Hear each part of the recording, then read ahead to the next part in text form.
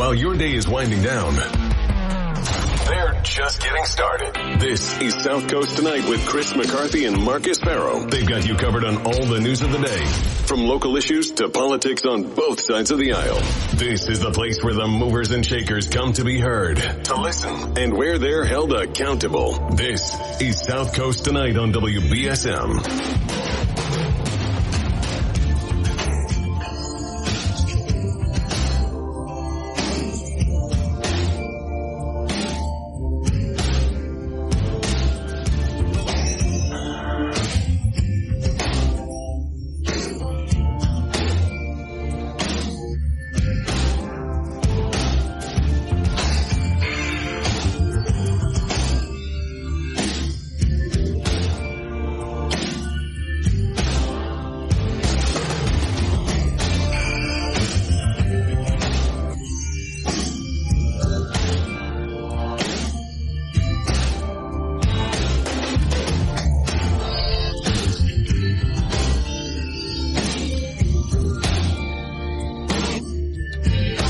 Good evening. Welcome to South Coast Tonight. I'm Marcus Farrow.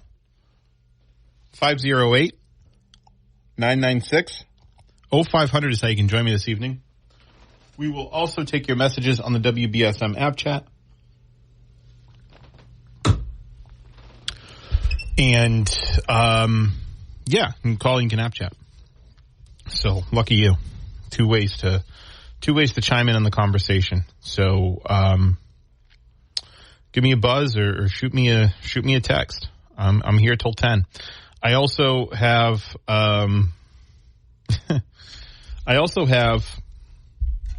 Bristol County Sheriff Paul Heroux. He's going to call in the 8 o'clock hour. He was at a crisis negotiation conference this week, so we're going to ask him about that. He has a media availability tomorrow at 11. So he can preview that a little bit. It's going to be in the wing of the jail that was the section of the jail that was trashed by who they have identified as 20 or so inmates that have since been transferred to other jails throughout the Commonwealth or prisons throughout the Commonwealth, and are expected to be charged if they haven't been charged already. We should probably track that a little bit to see where those cases are going. But to the extent that we can. 508-996-0500. I also want to congratulate Taylor Cormier, our friend and yours. He was here at WBSM for some time as both a talk show host and our news director. He had since moved to the Howie Carr Show, and he's been the executive producer there for some time now of the Howie Carr Show. You can typically hear him from 3 to 7.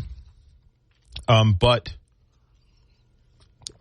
he takes hosting duties there as well. But he just had a second child. It was born either yesterday or the day before. I think it was yesterday. But Barry Richards got a story on WBSM.com you can check out. So congrats to Taylor. Happy for him. We all are, and I know you all are too. So 508-996-0500. I did want to talk a little bit about some of the stuff we had covered last night. There is still more to talk about, I think, with the Mayor's State of the City address.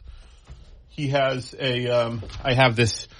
I got handed this little booklet, the Standard of Appearance for the Public Realm, a plan from my estimation is essentially to make a better presentation of a lot of specific landmarks and roadways and public areas in the city. And so I got a chance to read through that. I want to talk to you a little bit about that this evening. And I also want to talk more about that MBTA lawsuit and some of the responses that have come from the members of the state delegation. We had Chris Markey on last night. Chris Markey, the state rep from Dartmouth, also represents parts of New Bedford as well in the North End, Ward 1, I believe. And he was, I would say, I would categorize his response as not pulling any punches. He expressed some frustration with this particular maneuver that the city has organized, and to sue the MBTA, or potentially sue the MBTA, over the land takings for the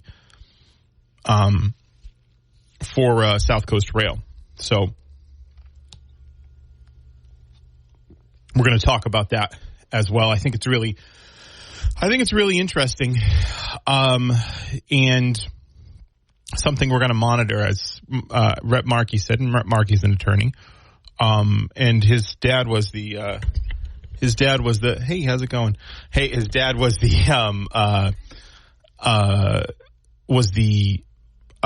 mayor of New Bedford from the 70s through the early 80s too.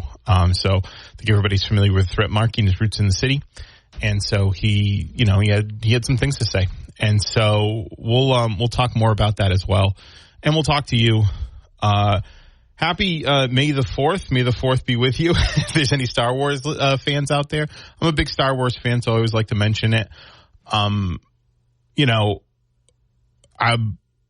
I like most of the movies that have come out, but if you want to message me today and let me know what your favorite Star Wars movie is, especially, I think a more interesting conversation now that Disney bought the rights, Disney bought Lucasfilm and for like $1 billion, and has produced a lot more Star Wars content, and so and I think it's been good I think it actually has been good for the IP.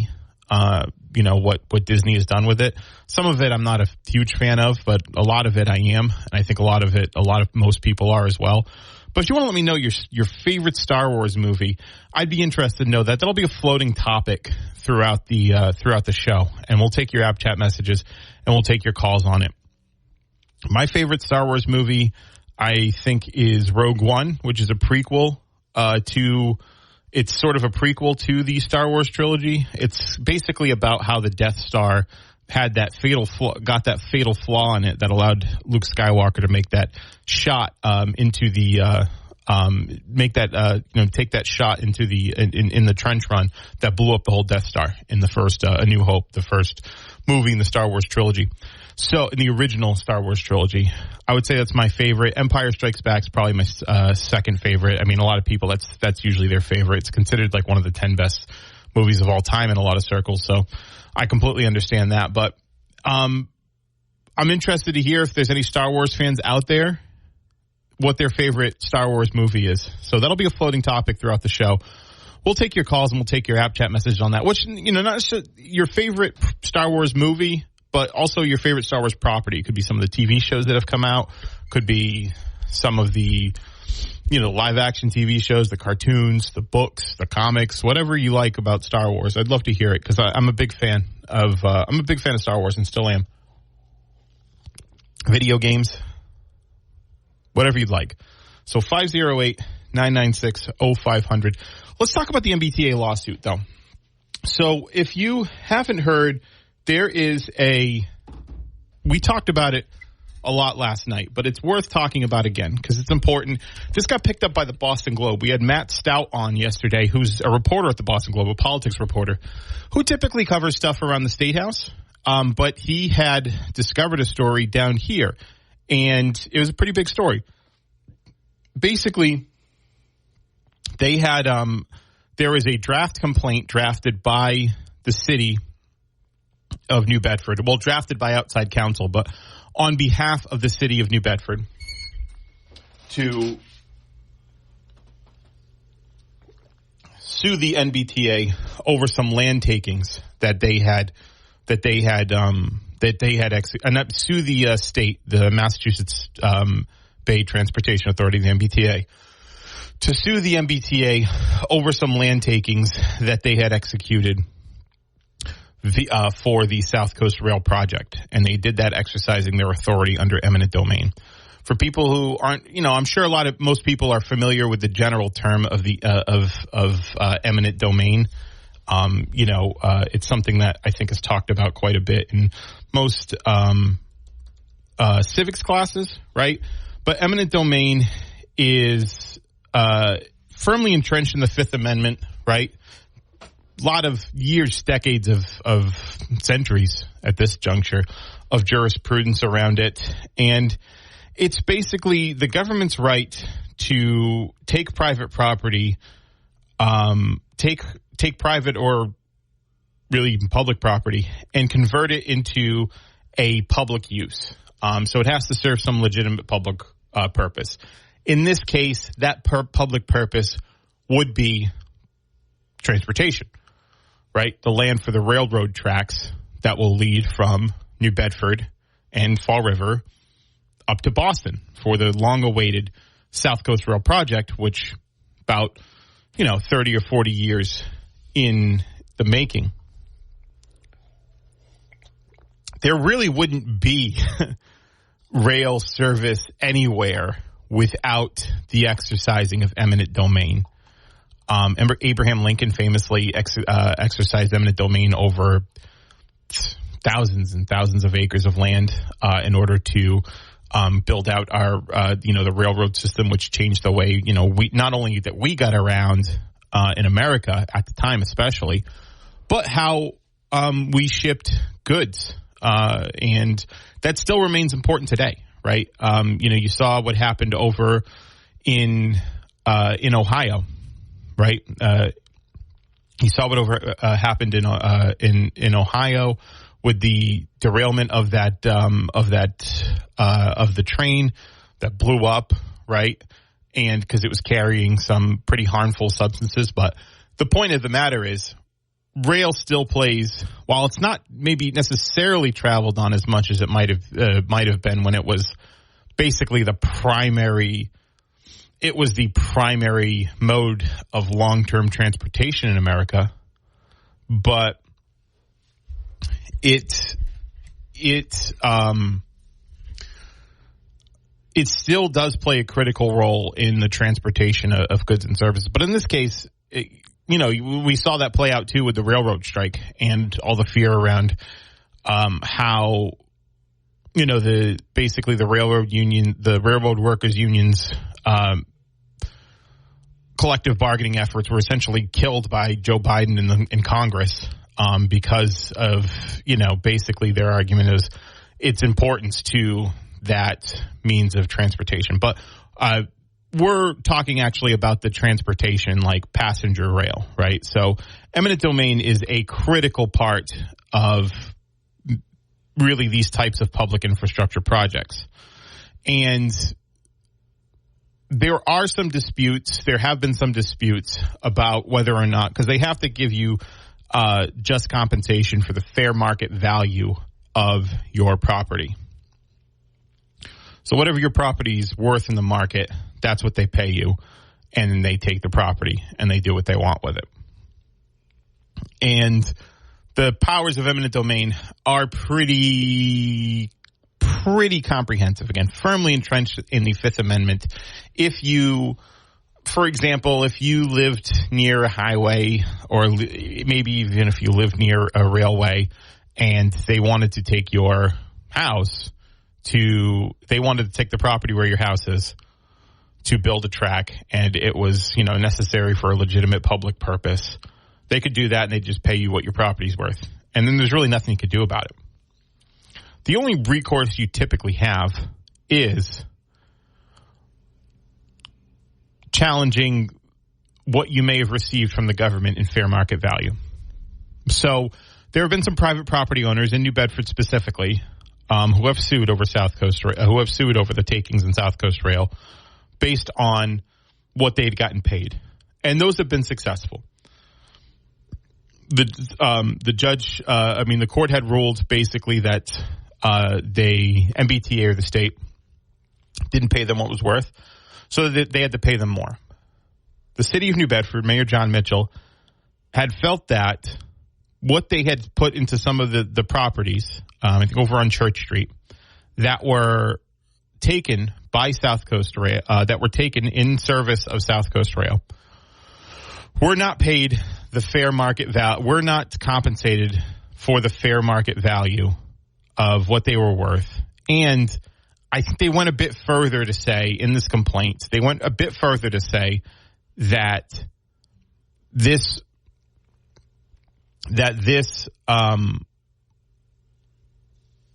taking itself, the government exercising its right to take the property, was essentially illegitimate under the law, right?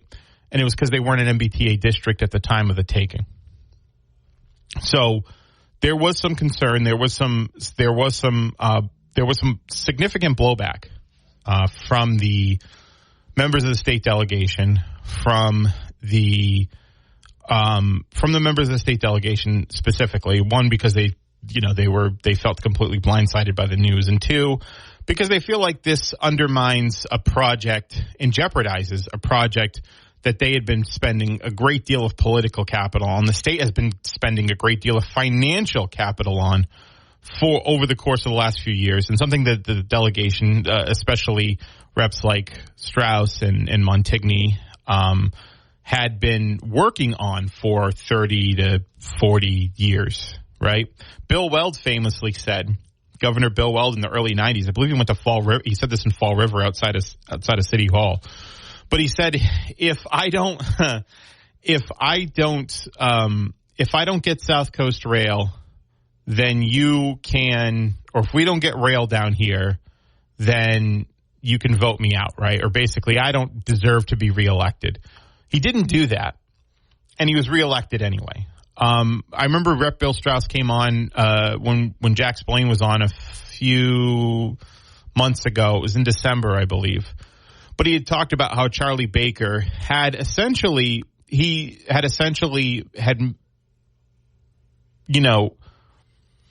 willed this project into existence by using a great deal of pragmatism to find the best possible solution to one of their issues. One of the issues was that a lot of people, Mayor Mitchell included, and I think most people, wanted the Stoughton route.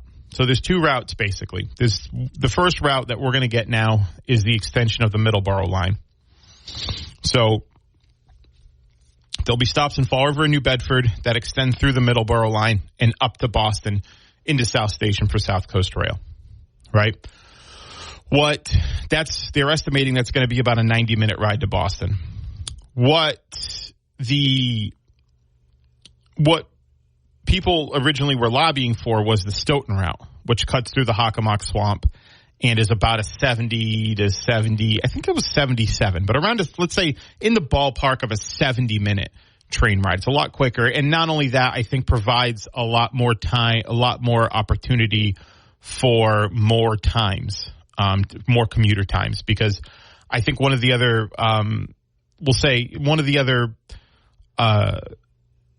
drawbacks of not getting the Stoughton route was that there are going to be fewer routes available because of the choke points in which this SouthCoast Rail will have to travel through the through all the other commuter rail services in the MBTA. But by and large, most of our elected officials, the overwhelming majority of the elected officials in not just the state delegation but local elected officials, do view rail, this version of SouthCoast Rail, even though it's not the optimal, ideal version of SouthCoast Rail that everybody had originally wanted, as an absolute net positive for the region. Anywhere where there is rail service, for the most part, has seen a growth in economic development. I remember I had somebody on from Transportation for Massachusetts a while back, and they had talked about Josh Ostroff. He was the executive director of Transportation for Massachusetts, which is a lot, basically, like a NGO, non-governmental organization that lobbies for transportation reform in the Commonwealth.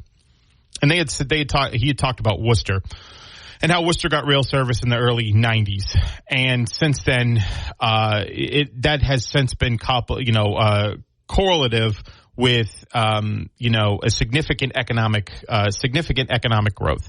You can go to the Freetown Middleborough station. There are a lot of you can see a lot of the the houses, the condominium developments, and all of that in that area. There has been, where the train is, there has always been a net positive in growth. And I remember Bill Strauss saying that essentially, due to some of the more vocal members of the elected officials down here really are stumping for the Stoughton route, and some to the point of not even wanting the Middleborough route, Charlie Baker could have just had an escape hatch. Because remember, Charlie Baker was against SouthCoast Rail in 2010 when he first ran for governor against Deval Patrick. He lost. It was a fairly close race. It wasn't a blowout. And I know there was a third party candidate in that race. I'm not saying Charlie Baker would have won if it wasn't for that third party candidate, but I think it was like 41 to 47%, and I think there was another guy. What's his name? Cahill? Was it Cahill?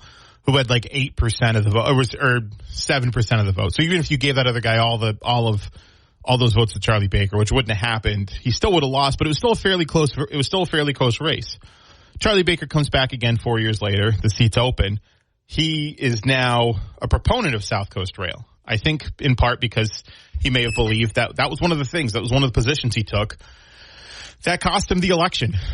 And so he became a proponent of it. He had stumped for it. And I remember Rep. Strauss, who's the chairman of transportation, saying essentially that Charlie Baker could have at that point, and was being advised to by some of his some of the people around him, to get out of the SouthCoast Rail project. Say, listen, you don't actually have to do this, because you can say, oh, well, you want the Stoughton route. It's too bad, because there's too many. You got to go through the Hockomock Swamp. There's a lot of environmental concerns. There's other concerns from people in those communities. And, it's really too complicated. And that's the only route that some of these people want. And so you can basically get out of this. There's an escape hatch here if you don't want to take it. You have an excuse. Here's your excuse. You don't have to take it. But I remember what Rep. Strauss said was he worked with Charlie Baker in his office, because the governors have essentially a ceremonial office, right? Real nice, and they've got the pictures and all that, a little more decadent. And Charlie Baker had a famously very minimalist working office. And so he said he was in the working office with Governor Baker. And Governor Baker, went to his whiteboard and really hammered out a way in which SouthCoast Rail could work. So there was significant political capital expended by not just the state reps, but also the governor at the time, who was being advised by people close to him to not do this project. But he still went forward with it anyway. So we're at this juncture now where rail service is coming in October, November, late 2023. We're going to have SouthCoast Rail. And there is a lawsuit that is floating around, a potential lawsuit, a draft complaint that's been floated, that basically is trying to challenge the legitimacy of the takings, the legitimacy of the takings for the rail, which I'm not saying that part of the complaint would have been entertained in a serious way, but if it could be entertained in a serious way, would have sweeping it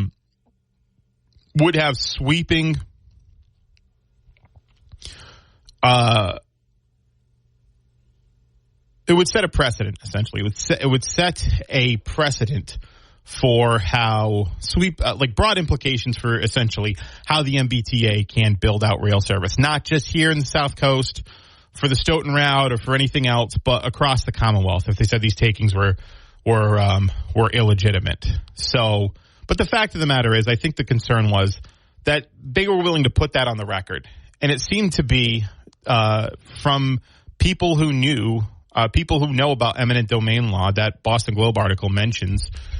That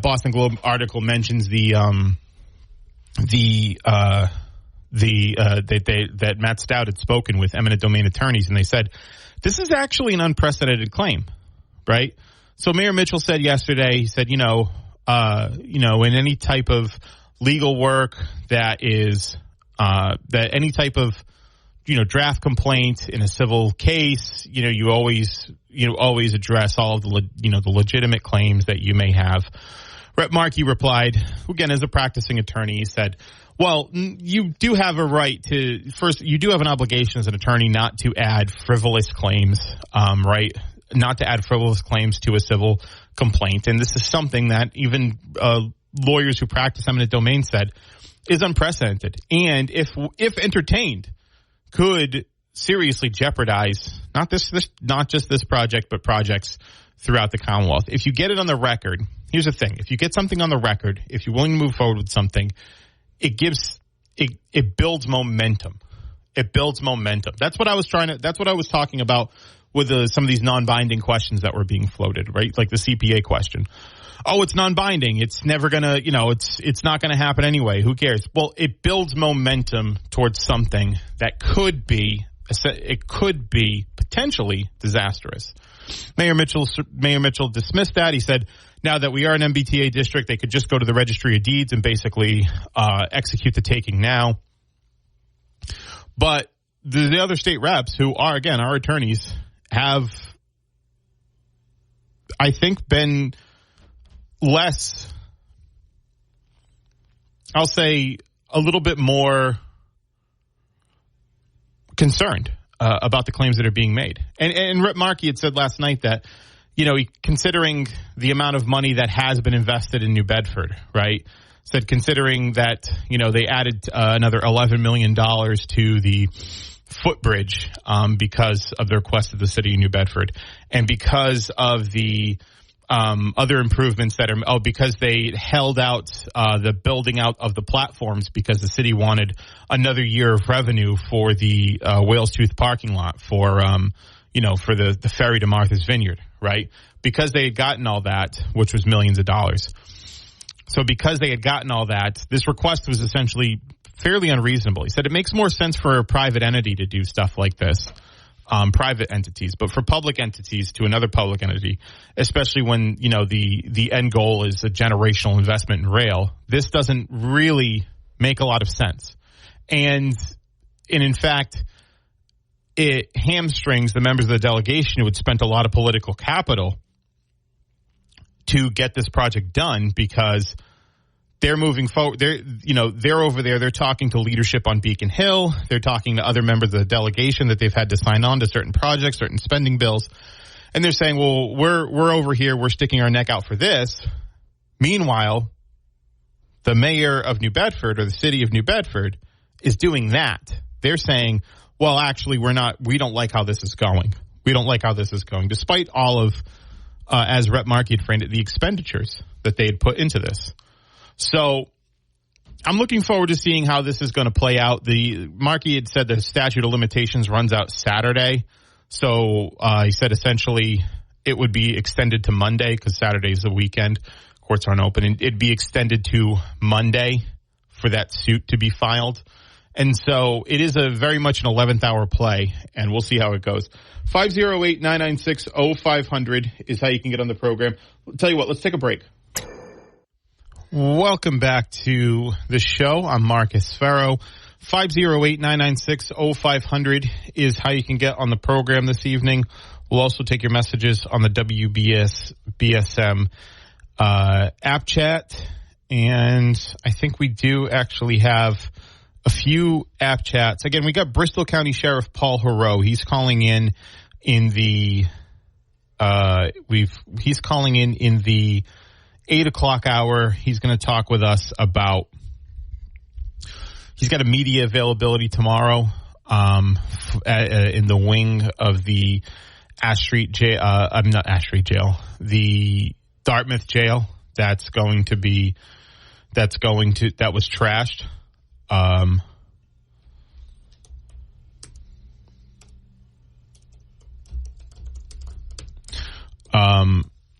And he was also at a crisis negotiation conference. So I'm going to talk to him about that. We do have some app chats. We've got Bill from Fairhaven saying my favorite My favorite Star Wars movie is Empire Strikes Back. Saw it when I was a kid, loved it. Yeah, you know what? You don't realize it now because it's so ingrained in the discourse, in pop culture. But the reveal that Darth Vader was Luke Skywalker's father. Someone actually had a video recording of that when it came out, right? And people, when that movie came out, was 1980, right? I think it was 1980, and then I think Return of the Jedi was 83. It was 1980. Someone correct me on that. But where he's like, "I am your father," and he was like, "What?" Also, a good example of the Mandela effect, where people think that something was said in a different way in which it was said. Like the words "beam me up, Scotty" was actually never said in Star Trek. Those words, "beam me up, Scotty," never said in that order in Star Trek. Or when Luke, "I am your father," it's actually "No, I am your father." So yeah, Empire Strikes Back is good. Someone's asking me, does Mitchell hate SouthCoast Rail? No, listen, I don't think he does. He said he's supportive of it. He mentioned it in his State of the City, his State of the City address. I will say, and I've said this before, I do think he's a bit more pessimistic than the rest of the elected officials on its benefit. Actually, he is. He said, "I think we need to be realistic about its benefits." I've never thought that was. I guess he's just being straightforward. I've never thought that was necessarily optically the best move. That's how he feels about it, right? That's what he thinks about it, and that's the conclusion he drew. So, I never knew if that was optically the best move. I think it always. Again, I think it's just. I think it's a bad look. I think it's a bad look for the region when you've got the mayor of its biggest city saying, "Yeah, but I'm going to support it, but I don't think it's gonna be that great." I never thought that was the best signal to send, especially when we're trying to invite more generational investments here. And I think he's done that with other stuff like offshore wind and all that. Don't get me wrong, but I always thought he could be a little bit more publicly optimistic about the potential benefits of SouthCoast Rail. Just always thought that was a better look. So 508-996-0500. That's how you can get on the program this evening. And so on the record. Okay, cool. I can say it. So Senator Mark Montigny said even the threat of this lawsuit by the city is so he's talking about. So Senator Montigny said, when he was the president of the Fall River Chamber, he introduced Bill Weld, and he said, "Montigny, if you don't have rail by 1997, sue me," right? And then he said he was still looking at his 200-year-old trust fund to bring suit, but he said this lawsuit is frivolous at best, on the record. So that's from Senator Mark Montigny. So I think that's pretty interesting. 508-996-0500. Let's go to the phones before we have to take a break. Good evening. Hello. Are you there, Marcus? Hey, what's up?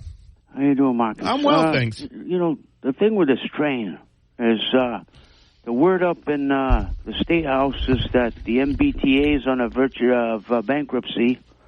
And then all the problems that they have, all these accidents, derailments, and now up in Boston, the train stations, tiles coming down. You got old equipment that's falling from the ceiling and almost killing people there. I believe it's the Harvard Square train station. Just recently, I was watching it, Channel 5. So, is this going to benefit us? I got a hunch that it's going to cost the city money down the road. I mean, here's the thing. The taxpayers, all of us, not just New Bedford, but every taxpayer in the Commonwealth of Massachusetts is paying for everybody else's rail service, right? So it doesn't make sense for us to be paying for everybody else's rail service and then say, well, we don't want rail service because we're not sure how many people are going to ride it. That doesn't make any sense to it. That doesn't make any sense at all, I don't think. And the MBTA is, I think, obviously an entity that I haven't seen anything recent on any fiscal on any like dire fiscal situations with the MBTA. I haven't seen anything recently. I know there was talk some time ago about it's on the verge of some type of calamity. The pensions balloon. Yeah, I think that's again. It's been a talking point for a while. I think that's been by and large. I think that's been by and large resolved. But here's the thing: the pension problem, right? The pension problem hasn't been resolved. Well, here's the thing with the pension problem: it's still on our. We're still paying for it either way. So it doesn't even matter. This whole what about the pensions? And what about the MBTAs in a fiscally tenuous position? Okay, we're still paying for it. It doesn't matter. We're not going to pay less for it if we don't get if we get the train.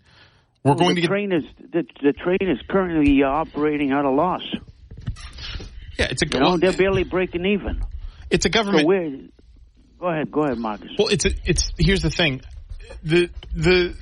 I'm not of the opinion that government entities, public services, aren't the private sector. So even if the MBTA is operating at a loss, they're not getting a revenue for the money that they put into it, right? It doesn't matter. It's supposed to provide a public service to people. Right? Yeah, it's not private entity. The point of private business is to turn a profit. It's going to make a profit, but it has to cover operating costs and salaries and the pensions and all of that. The other thing is the new guy that Maura Healey's brought in from New York, the head of the MBTA. Yeah.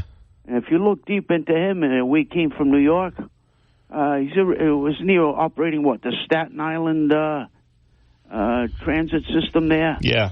Well, guess what? They have their own issues too over there. So he didn't run that very well over there either. This guy's not going to turn this around over here. You know what I'm saying? Yeah, I don't know specifically what you're talking about with the Staten Island service. I mean, I'd have to. Well, look into it. I will. I mean, he didn't run that. He didn't run that very effectively over there. But my thing is, I got my impression on this MBTA. It's going to be a boondoggle in the long run, and I think the city is going to be on the tab for any losses because they have City's to on the meet tab either minimum way. Ridership. And if you don't, you got to cover that loss. And I think the city's going to be on the hook for that. City's on the hook either way.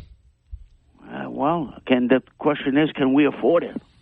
Yes. That's mine. Yes. And I think the mayor shares that concern. In the long run, is it well worth it? You know? Again, I think where you've seen rail service, you have seen in most cases, not all cases, but in most cases, economic growth wherever again, a good example of that. A good example of that is Worcester. I mean, Worcester's. Yeah, but you know something, Marcus. I mean, this city, we can turn this city around economically. We don't need a train, and this at a time where there's the beginning of an economic downturn. Most people who work up in Boston, that have white-collar jobs, they don't want to take the train. They drive there. They drive up to Boston. They don't want to be on the train. You know what I mean? No, I disagree. I had office space in Boston for a while, and I drove up to Boston and for a while, and it sucked. I hated it. I would have much rather, but the problem was taking the Middleborough line. I'm just saying, but I know driving there, but seriously, Marcus, it's terrible. You would take the it's train longer. every day to the driving office? there is longer than 90 minutes. You got to budget at least 2 hours, and you're driving. would you take the train now? Let's say if you still were operating, you would? 100%. I would take the train. If there was a station that went down here in New Bedford and I only had to drive 5-10 minutes back to my house, yeah, I would do that. I would take that deal over driving up there, getting caught in traffic, paying for parking, all that stuff. That is a nightmare. Would you take the Peter Pan bus instead of the train? No, I'd rather take the train. Oh. Well, I'm just saying, this is just my opinion. I know what your opinion. I think in the long term, I don't think it's going to be worth it. But that's my opinion. When a ballooning pension plan and the problems that they had with passenger cars, derailments, ceiling tile that's falling up in Boston. I mean, people are concerned.